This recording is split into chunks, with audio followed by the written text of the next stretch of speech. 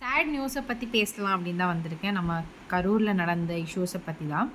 நான் ரொம்ப நேரமாக வீடியோ போடணுமா வேணாமா அப்படின்னு யோசிச்சு தான் இருந்தேன். அதுக்கப்புறம் சரி ஓகே நம்ம சைட்லேருந்து ஏதாச்சும் சொல்லலாமே, ஐ மீன் நியூஸை பார்த்துட்டு நிறையா ரீல்ஸ்லையாக இருந்தாலும் நியூஸ்லையாக இருந்தாலும் நிறையா ஒருத்தர் வந்து ஒன்று ஒன்றா பேசுகிறாங்க. ஸோ உங்களுக்கு என்ன தோணுது அப்படின்றத நீங்கள் கமெண்டில் சொல்லுங்கள். எனக்கு என்ன ஃபீல் ஆச்சு நான் பார்த்ததுலேருந்து என்னன்றதை நான் சொல்கிறேன். ஓகே,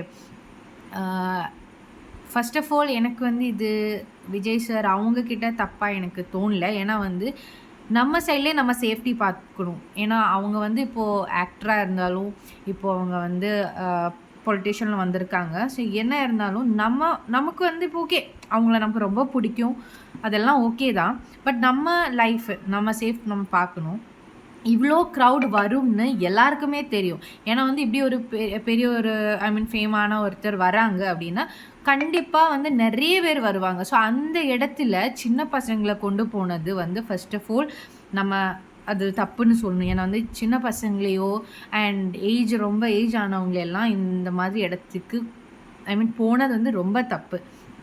யங்ஸ்டர்ஸ் வந்து போவாங்க. பட் இருந்தாலும் நான் சொல்கிறேன், இவங்களெல்லாம் கொண்டு போனது வந்து ரொம்ப தப்பான விஷயம். அதில் தான் நிறைய பேர் வந்து இறந்துருக்காங்க அப்படின்னு சொல்கிறாங்க.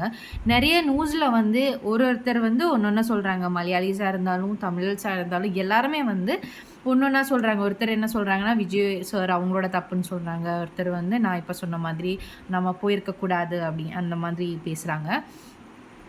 ஸோ அண்ட் இன்னொரு வீடியோ நான் பார்த்தேன். அந்த வீடியோவில் அந்த பாய் என்ன சொல்கிறாங்கன்னா, அவங்களோட ஷர்ட்டை வந்து நைஃபை வச்சு கிழிச்சிட்டு போன மாதிரி சொல்கிறாங்க. ஸோ இதெல்லாம் வந்து வேணும்னே பண்ண மாதிரி இருக்குது, அந்த மாதிரியும் நிறைய பேர் சொல்கிறாங்க.